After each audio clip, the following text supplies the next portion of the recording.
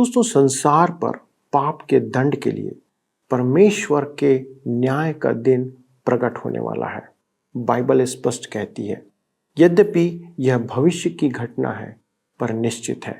परमेश्वर ने उस संदर्भ में योएल के द्वारा 10 सुझाव यहूदा वासियों को, इसराइलियों को दिए। क्या आप जानना चाहते हैं कि वो 10 सुझाव क्या थे, कि किस रीति से इसराइलियों को परमेश्वर के निकट आना था और क्षमा प्राप्त करना था? क्या दोस्तों आप जानना चाहते हैं?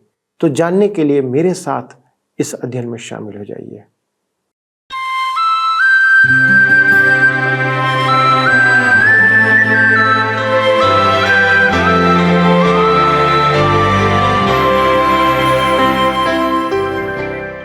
प्रिय मित्रों, आप सभी को परमेश्वर पिता और पुत्र प्रभु यीशु मसीह के नाम से प्रेम भरा नमस्कार। दोस्तों, आप इस समय हमारे साथ सत्यवचन बाइबल अध्ययन में शामिल हैं और मैं आपका बड़े ही आदर भाव के साथ स्वागत करता हूं। मुझे आशा है कि आप सुरक्षित हैं, स्वस्थ हैं और परमेश्वर के अनुग्रह में बने हुए हैं, क्योंकि हम आपके लिए यही प्रार्थना करते हैं। आपसे यह भी निवेदन है कि आप हमारे और इस सेवा के लिए भी प्रार्थना किया करें कि हम आप तक वचन की सेवा पहुंचाते रहें, जिसके लिए हमें आत्मिक सहायता की आवश्यकता होती है। दोस्तों, सबसे आशीषित और धनी मनुष्य वह नहीं होता जिसके पास बहुत धन है, पर वह होता है जिसके पास अधिक से अधिक लोग हैं जो उसके लिए प्रार्थना करते हैं, प्रार्थना में सहयोग करते हैं। मित्रों, पिछले प्रसारण में हमने योएल नबी की पुस्तक का अध्ययन आरंभ किया था और आज हम उसके पहले अध्याय के 4 पद से अपना अध्ययन आरंभ करने जा रहे हैं। हमने देखा था कि आरंभ में ही योएल एक ऐसी चेतावनी देता है कि वह घटना घटने जा रही है जो ना तो पहले कभी हुई है और ना ही कभी आगे होगी। दोस्तों, आज हम देखेंगे कि योएल के द्वारा परमेश्वर बताता है कि यहूदा पर परमेश्वर का दंड टिड्डियों के रूप में आएगा। दोस्तों, टिड्डियों एक सेना के समान उनके देश पर हमला करेंगी और सारी फसल चौपट हो जाएगी। पर दोस्तों, हमारा परमेश्वर अनुग्रहकारी है जो कभी भी हमें समाप्त करना नहीं चाहता, पर हमें संभलने और पश्चाताप करने का अवसर देता है। और आज आप देखेंगे कि परमेश्वर यहूदा वासियों को 10 सुझाव देता है कि वे इस दंड की स्थिति में क्या करें। ध्यान से सुनिएगा, 10 सुझाव क्या हैं। मित्रों, हमारी आज की दशा उस समय से कोई अलग नहीं है, पर शायद उससे भी बदतर हो चुकी है। तो ये सुझाव आज हमारे समय में भी उतने ही सार्थक हैं। तो चलिए मित्रों, हम अपने अध्ययन में आगे बढ़ते हैं और उन सुझावों को, कितने 10, ध्यान से सुनते हैं। मित्रों, जैसा कि आप जानते हैं कि हम इन दिनों योएल नबी की पुस्तक से अध्ययन कर रहे हैं। हमने देखा था कि योएल के युग में टिड्डियों का आक्रमण हुआ, जो ऐसा भयानक था कि उनके प्राचीनों ने ऐसा प्रकोप कभी नहीं देखा था। योएल उनसे कहता है कि वे अपने बच्चों से इसकी चर्चा करें और उनके बच्चे अपने बच्चों को सुनाएं। टिड्डियों का ऐसा भयानक आक्रमण न तो वहां पहले कभी हुआ था और योएल कहता है कि आगे ऐसा होगा भी नहीं। टिड्डियों के विषय जानकारी पाकर अब हम पद 4 पर ध्यान लगाते हैं। योएल 1 अध्याय उसके 4 पद में लिखा है, जो कुछ गाजाम नाम टिड्डी से बचा उसे अरबे नाम टिड्डी ने खा लिया। जो कुछ अरबे नाम टिड्डी से बचा उसे येलेक नाम टिड्डी ने खा लिया, और जो कुछ येलेक नाम टिड्डी से बचा उसे हासिल नाम टिड्डी ने खा लिया है। यहाँ 4 परजीवियों के नाम आए हैं: गाजाम टिड्डी, अरबे टिड्डी, येलेक टिड्डी और हासिल टिड्डी। अब कोई कहे कि ये 4 प्रकार के कीट हैं, तो इसका कोई प्रमाण नहीं है। गाजाम का अर्थ है दांतों से काटना। अरबे शब्द से प्रकट होता है कि ये टिड्डियां भयावह थीं, वे बड़े झुंड में चलती थीं। येलेक का अर्थ है चाटना। हासिल का अर्थ है चट कर जाना। ये सब शब्द टिड्डियों के गुण हैं और वे सेना के समान चलती हैं। सेना में पहले हवाई हमले में बम गिराए जाते हैं, तदोपरांत थल सेना आगे बढ़ती है और विनाश करती है। इसके बाद पैदल सैनिक आते हैं, वे बचा हुआ विनाश ढा देते हैं। इसके बाद एक और टुकड़ी आती है जो शत्रु का पूर्ण सफाया करके वहां कब्जा कर लेती है। इस प्रकार टिड्डियों के 4 वर्गों का वर्णन किया गया है, परंतु आश्चर्य की बात तो यह है कि उनका सेनापति या राजा नहीं होता है, फिर भी वे अनुशासन में चलती हैं। टिड्डियां सामान्यतः परमेश्वर के दंड का प्रतीक हैं, परंतु यहां हम इसे प्राकृतिक आपदा मानकर चलेंगे। मेरे विचार में यह परमेश्वर का दंड नहीं, परंतु एक चेतावनी है। योएल लिखने वाला पहला भविष्यद्वक्ता था जो एलिय्याह के समकालीन था। एलिय्याह उत्तरी राज्य को चेतावनी दे रहा था और योएल बड़े नाटकीय तरीके से दक्षिणी राज्य यहूदा को चेतावनी दे रहा था कि परमेश्वर का दंड आने वाला है। वह स्थानीय परिस्थितियों से चलकर भविष्य की ओर जाता है। यह सभी भविष्यद्वक्ताओं का गुण था। वह प्रभु के दिन आने वाले दंड की चर्चा करता है। मेरे मित्रों, धर्मशास्त्र में यह सबसे महत्वपूर्ण विषय है, परंतु सबसे अधिक गलत समझा जाता है। यद्यपि योएल इस अभिव्यक्ति को काम में लेने वाला पहला भविष्यद्वक्ता है और वह स्पष्ट व्यक्त करता है कि प्रभु का दिन क्या है। उसके बाद सब भविष्यद्वक्ताओं ने इस दिन को वह दिन कहा है और स्पष्ट भी किया है कि उनके कहने का अर्थ क्या है, ताकि सुनने वाले समझ पाएं कि वे क्या कह रहे थे। मैं कुछ आगे बढ़ रहा हूं, परंतु कहना चाहता हूं कि योएल टिड्डियों के दृश्य से हटकर प्रभु के दिन की चर्चा करेगा जो महाक्लेश के साथ आरंभ होगा। महाक्लेश का आरंभ कैसे होगा? उसका आरंभ प्रकाशित वाक्य के 4 घुड़सवारों से होता है। पहले तो झूठी शांति दिखाई देती है, तदुपरांत युद्ध छिड़ जाता है, जिसके बाद अकाल पड़ता है।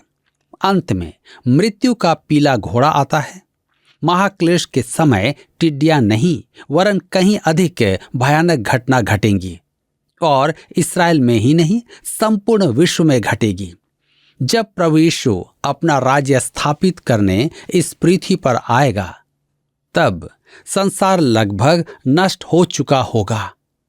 आइए हम आगे पढ़ते हैं। योएल की पुस्तक 1 अध्याय के 5 पद लिखा है, हे मतवालो जाग उठो और रो, और हे सब दाख मधु पीने वालों नए दाख मधु के कारण हाय हाय करो, क्योंकि वह तुमको अब ना मिलेगा। टिड्डियों ने पहले दाख पर आक्रमण किया और दाख की बारियों को नष्ट कर दिया। अब शराबियों के लिए दाख मधु नहीं होगा। उस युग का शराबी अब उपचार करवाने लगा था, क्योंकि उसे पीने के लिए दाख मधु नहीं मिल रहा था। इससे स्पष्ट होता है कि इस्राएल के पतन से पूर्व वहां शराब पीने का पाप था। आज भी हम देखते हैं कि स्वतंत्रता का दुरुपयोग और शराब पीने के वैधानिक अधिकार के कारण सड़कों पर दुर्घटनाएं घटती हैं। मेरे मित्रों, आप मुझे दोष देंगे, परंतु मैं वही कहता हूं जो परमेश्वर का वचन शराब के बारे में कहता है। जब परमेश्वर का वचन राजा के शराब पीने की चर्चा करता है, तब मैं भी देश की राजधानी में शराब की लत के विषय में चर्चा करूंगा। आज हमारे समाज में शराब की पार्टियों का चलन है और कुछ निर्णयों से प्रतीत होता है कि वे संतुलित मानसिक अवस्था में नहीं लिए गए हैं। यहां पर लिखा है, हे मतवालो जाग उठो और रो, और हे सब दाख मधु पीने वालों नए दाख मधु के कारण हाय हाय करो। आरंभ में ही शराब इस्राएल राष्ट्र की नींव हिलाने लगी थी। योएल केवल इसी पाप का उल्लेख करता है, वह मूर्ति पूजा का उल्लेख नहीं करता है, जिस महापाप के कारण इस्राएल का पतन हुआ था। इस समय इस्राएली अब भी परमेश्वर की आराधना कर रहे थे, चाहे वह दिखावा ही था। योएल नबी की पुस्तक 1 के 6 पद में लिखा है, देखो मेरे देश पर एक जाति ने चढ़ाई की है, वह सामर्थी है और उसके लोग अनगिनत हैं। उसके दांत सिंह के से और दाढ़ें सिंहनी की सी हैं। यहाँ टिड्डियों की तुलना एक आक्रमणकारी सेना और उसके विनाश से की जा रही है। ये छोटी टिड्डियां एक पेड़ को पूरी तरह नष्ट कर सकती हैं। वे गेहूं के खेत को उजाड़ सकती हैं। वे 4 जत्थों में आई थी और उनका कोई राजा नहीं था। वे प्रायः परमेश्वर के दंड स्वरूप आती थी, परंतु इस समय उनका आना एक प्राकृतिक आपदा था। आगे चलकर योएल दूर भविष्य की चर्चा करेगा। वह प्रभु का दिन होगा जो टिड्डियों के आक्रमण स्वरूप पृथ्वी पर विनाश ढाएगा। यह प्रकाशित वाक्य के 4 घुड़सवारों का आना होगा। हम योएल नबी की पुस्तक 1 उसके 7 पद में आगे पढ़ते हैं। उसने मेरी दाखलता को उजाड़ दिया और मेरे अंजीर के वृक्ष को तोड़ डाला है। उसने उसकी सब छाल छील कर उसे गिरा दिया है और उसकी डालियां छीलने से सफेद हो गई हैं। मेरे प्रियो, उन्होंने अंजीर के पेड़ों को पूरा खा डाला था, यहां तक कि उसकी छाल भी नहीं बची थी। योएल प्रजा को संदेश सुना रहा था और उपाय भी सुझा रहा था कि वे क्या करें। वह उन्हें 10 बातें समझाता है। आइए हम पढ़ते हैं योएल की पुस्तक 1 उसके 8 पद। लिखा है, जैसे युवती अपने पति के लिए कटी में टाट बांधे हुए विलाप करती है, वैसे ही तुम भी विलाप करो। ध्यान दीजिएगा, वह एक असामान्य बात करता है। पहला है, उन्हें विलाप करना है जैसे एक नवविवाहित युवती अपने पति के लिए विलाप करती है, क्योंकि वह युद्ध में मारा गया है। योएल 1 उसके 9 पद में आगे लिखा है, यहोवा के भवन में न तो अन्न बलि और न अर्घ आता है। उसके टहलुए जो याजक हैं वे विलाप कर रहे हैं। कहता है, यहोवा के भवन में न तो अन्न बलि और न अर्घ आता है, अर्थात उनके पास अन्न बलि का सामान नहीं है। आगे कहता है, दूसरे में उसके टहलुए जो याजक हैं वे विलाप कर रहे हैं। इस संपूर्ण अंश में यही कहा जा रहा है, शराबी विलाप कर रहे थे और याजक भी विलाप कर रहे थे। इस विपत्ति के कारण देश की आर्थिक व्यवस्था डगमगा गई थी। इन पदों से और अन्य कुछ पदों से प्रकट होता है कि योएल यरूशलेम में था। यहाँ वह याजकों को संबोधित कर रहा है। वे परमेश्वर के भवन में सेवा करते थे। योएल की पुस्तक 1 उसके 10 पद में आगे लिखा है, खेती मारी गई, भूमि विलाप करती है, क्योंकि अन्न नाश हो गया, नया दाख मधु सूख गया, तेल भी सूख गया है। कहता है, वहां न तो जैतून का तेल था, न दाख थी और न गेहूं था। उनकी तीनों मुख्य फसलें नष्ट हो गई थी। संपूर्ण भूमि को भी विलाप करना था। देखिए, इस्राएल में निवासी एवं भूमि परस्पर जुड़े हुए थे। मूसा की व्यवस्था मनुष्यों के लिए ही नहीं, भूमि के लिए भी थी। योएल ने शराबियों को संबोधित किया, याजकों को संबोधित किया और अब वह किसानों को संबोधित करता है। योएल की पुस्तक 1 उसके 11 और 12 पद में लिखा है, हे किसानों लज्जित हो, हे दाख की बारी के मालियों, गेहूं और जौ के लिए हाय हाय करो, क्योंकि खेती मारी गई है, दाखलता सूख गई और अंजीर का वृक्ष कुम्हला गया है। अनार, ताड़, सेव वरन मैदान के सब वृक्ष सूख गए हैं और मनुष्यों का हर्ष जाता रहा है। तीसरी बात हम देख रहे हैं, हे किसानों लज्जित हो। और तब चौथी बात है, हे दाख की बारी के मालियों हाय हाय करो। दाख की बारी के माली अर्थात उसके स्वामी। सेव वास्तव में संतरे का पेड़ है जो वहां का मूल वृक्ष है। योएल नबी की पुस्तक 1 के 13 पद में आगे लिखा है, हे याजकों कटी में टाट बांध कर छाती पीट पीट के रो, हे वेदी के टहलुओ हाय हाय करो। हे मेरे परमेश्वर के टहलुओ आओ, टाट ओढ़े हुए रात बिताओ, क्योंकि तुम्हारे परमेश्वर के भवन में अन्न बलि और अर्घ अब नहीं आते। पांचवी बात, कटी में टाट बांधकर छाती पीट पीट के रो। और छठी बात, हे वेदी के टहलुओ, हाय हाय करो। याजक अपना काम नहीं कर रहे थे क्योंकि भेंट के लिए सामग्री उपलब्ध नहीं थी। उन्हें कमर में टाट बांधकर दुखी रहना था क्योंकि न तो अन्न था और न ही अर्घ के लिए दाखरस था। देश की अर्थव्यवस्था ऐसी बिगड़ी हुई थी कि मंदिर में भेंट चढ़ाने के लिए भी सामग्री नहीं थी। अतः परमेश्वर कहता है कि भेंट से बढ़कर मनुष्य का मन उसे ग्रहण योग्य होना चाहिए।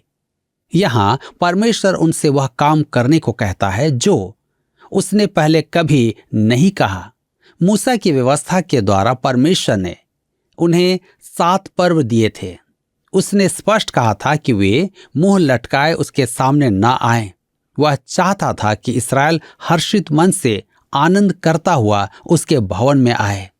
आज देखा जाता है कि आराधकों का उपासना में आना आनंद का कारण नहीं है। मैं हाथ से कथाएं सुनाता हूं तो आपत्ति की जाती है। मैं देखता हूं कि कुछ पवित्र जन सुनकर मुस्कुराते भी नहीं हैं। आज आनंद नहीं दिखता है और योएल के युग में भी आनंद नहीं था। परमेश्वर पहली बार कहता है कि यहूदावासी विलाप करें, टाट ओढ़कर राख मलें। क्यों? इससे पहले तो वह कहता था, मैं चाहता हूं कि तुम मेरे समक्ष आनंद करते हुए आओ। इसका कारण है देश में पाप। आज भी आनंद की कमी का कारण पाप है। निसंदेह संसार परिश्रम कर रहा है। आज जब कलीसिया में संगीत ऊंचे स्वर में और गंदे चुटकुले होते हैं कि आराधक खुश हों, हमारी कलीसियाओं में जोर से हंसना पाप माना जाता है। मेरे मित्रों, हमारा आनंद आज कहाँ है? पाप के कारण आनंद समाप्त हो गया है। परमेश्वर कहता है, मेरे सामने विलाप करो। मुझे यह अच्छा तो नहीं लगता, परंतु तुम पापी हो और मैं पश्चाताप देखना चाहता हूं। योएल की पुस्तक 1 उसके 14 पद में आगे लिखा है, उपवास का दिन ठहराओ, महासभा का प्रचार करो, पुरनियों को वरन देश के सब रहने वालों को भी अपने परमेश्वर यहोवा के भवन में इकट्ठा करके उसकी दुहाई दो। 7वीं बात कहता है, उपवास का दिन ठहराओ। परमेश्वर ने पहले कभी ऐसा नहीं कहा था। परमेश्वर ने उन्हें आनंद के पर्व दिए थे, उपवास का पर्व नहीं दिया था। परंतु अब उनके पाप के कारण परमेश्वर को यह कहना पड़ रहा था। योएल केवल एक ही पाप का उल्लेख करता है जो देश को नष्ट कर रहा था, शराब की लत का पाप। शराब के नशे में वे अविवेकी होकर गलत निर्णय ले रहे थे। उनकी बुद्धि काम नहीं कर रही थी। अब देखते हैं 8वीं बात, महासभा का प्रचार करो, अर्थात एकत्र हो, क्योंकि परमेश्वर चाहता था कि वे एकत्र होकर आनंद करें, उसकी उपस्थिति में आएं। परंतु अब वह कहता है कि उनका एकत्र होना मन फिराव का कारण हो। और अब है 9वीं बात, पुरनियों को एकत्र करो। सब नागरिकों को परमेश्वर के समक्ष एकत्र करो। आराधना में आने का समय। 2 मित्र थे जो अलग अलग मनोरंजनालयों के सदस्य थे, परंतु आराधना में उनकी परस्पर भेंट होती थी। एक ने कहा, मुझे नहीं मालूम था कि आप आराधना में आते हैं। दूसरे ने उत्तर दिया, मैं प्रायः आराधना में ही नहीं आता हूं। यह पहला अवसर है कि मैं आया हूं, परंतु मेरा बेटा युद्ध में गया हुआ है, इसलिए मैंने सोचा कि मेरा आराधना में आना उचित होगा। मेरे प्रियो, परेशानियों के कारण हम आराधना में आने के लिए विवश हो जाते हैं। अतः यहूदा वासियों को उपवास के लिए एकत्र होना था। 10वीं बात, उसकी दुहाई दो, क्योंकि परमेश्वर दयावान है। हमारा परमेश्वर महान है। उन्हें इस अनर्थ के समय परमेश्वर के समक्ष आना था। वह उनकी प्रार्थना सुनेगा और उत्तर देगा। योएल ने उन्हें चेतावनी दी और ये निर्देश भी दिए, यदि उन्हें परमेश्वर से आशीष चाहिए तो उन्हें ऐसा ही करना होगा। जी हाँ, आज आपके लिए और हम सब के लिए भी यही एक अवसर है कि हम भी परमेश्वर की इन बातों को मानें। क्योंकि परमेश्वर चाहता है कि हम भी अपने जीवन में आशीष प्राप्त करें। मित्रों, आपने देखा कि यहूदा वासियों का पाप जिस पर परमेश्वर क्रोधित था वह था शराब का अति उपयोग, जिसके कारण उनकी बुद्धि भ्रष्ट और नैतिकता समाप्त हो चुकी थी। आपने यह भी देखा कि परमेश्वर ने उनके शराब के स्रोत को ही ध्वस्त कर दिया। सारे खेत और उपज जो टिड्डियों ने चट कर डाला, अब ना तो उनके पास दाख थी, ना ही अनाज और ना ही तेल।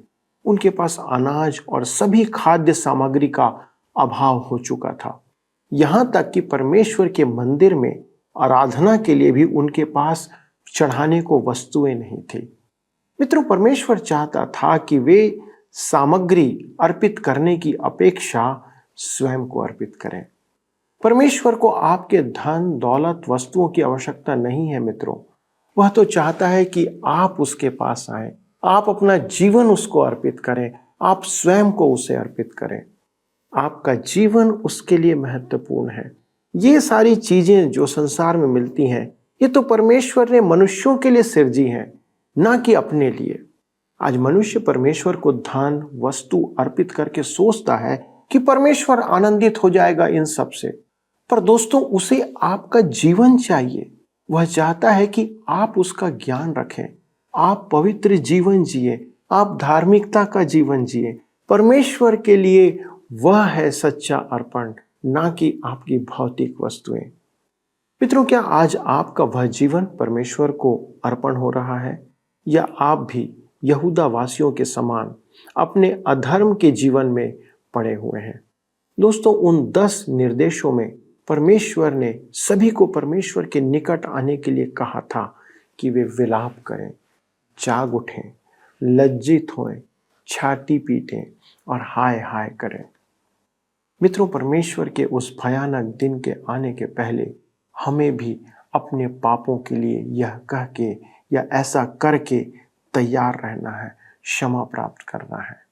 आइए प्रार्थना करें, परमेश्वर के पास जाएं, निवेदन करें कि वो हम पर दया करे। स्वर्गीय पिता, धन्यवाद देते हैं कि आप दयालु हैं, विलंब से कोप करने वाले हैं। प्रभु, आपका वचन हमें निरंतर सलाह देता सिखाता है कि हम आपके सन्मुख आने के योग्य ठहरने पाए। प्रभु, हमें से कोई भी इस योग्य नहीं है। प्रभु, आज हम सब जो इस अध्ययन में शामिल हैं, अपने आप को दीनहीन करते हुए प्रभु आपके सन्मुख आते हैं। प्रभु, अपने जीवन अर्पित करते हैं और ये प्रार्थना करते प्रभु कि हम आपसे क्षमा प्राप्त करें, आपकी दया प्राप्त करें। किसी भी रीति से प्रभु जी हम इस संसार के साथ छोड़े नहीं जाना चाहते, परंतु हम आपके साथ हो लेना चाहते हैं। प्रभु, हम सबों के हृदय की यही कामना है और जितने लोग भी प्रभु इसके लिए प्रयत्नशील हैं, आपके निकट आते हैं, प्रभु हमारी विनती है कि आप उन्हें ग्रहण करें। धन्यवाद के साथ इस विनती को प्रभु यीशु क्रिस्त के नाम से मांगते हैं, आमीन। प्रिय मित्रों, क्या आज का अध्ययन आपके लिए आशीष का कारण रहा? यदि हाँ, तो कौन सी आशीष आपने प्राप्त की है? कृपया हमें बताएं, फोन, SMS या पत्र का उपयोग करने के द्वारा। मुझे ऐसा लगता है कि आप मेरी बातों को कई बार हल्के तौर पर लेते हैं, परंतु मेरा निवेदन है मित्रों कि आप फोन करें ताकि हमें पता चले। अगले प्रसारण में इस अध्ययन को आगे बढ़ाएंगे। तब तक परमेश्वर के अनुग्रह में बने रहें और उससे अपनी जीवन के लिए आशीष प्राप्त करते रहें। प्रभु आपको आशीष दे। आइए अब हम प्रश्न को देखें। पिछले प्रश्न का उत्तर है ए, योएल। बाइबल में लिखित भविष्यवाणियों को सबसे पहले लिखने वाला भविष्यवक्ता योएल था। आज के अध्ययन पर आधारित प्रश्न है, परमेश्वर ने इस्राएलियों को मूसा की व्यवस्था में आनंद करने के कितने पर्व दिए थे? ए 10, बी 5, सी 7, डी 3। मित्रों, इस प्रश्न का उत्तर हमें कल सुबह 6 बजे से पहले विकल्प A, B, C या D के साथ अपना नाम, पता, स्थान के साथ 9651433397 पर SMS या WhatsApp करें। क्या आपको यह कार्यक्रम पसंद आया? अभी हमें एक मिस कॉल करें और आप अगले विजेता हो सकते हैं।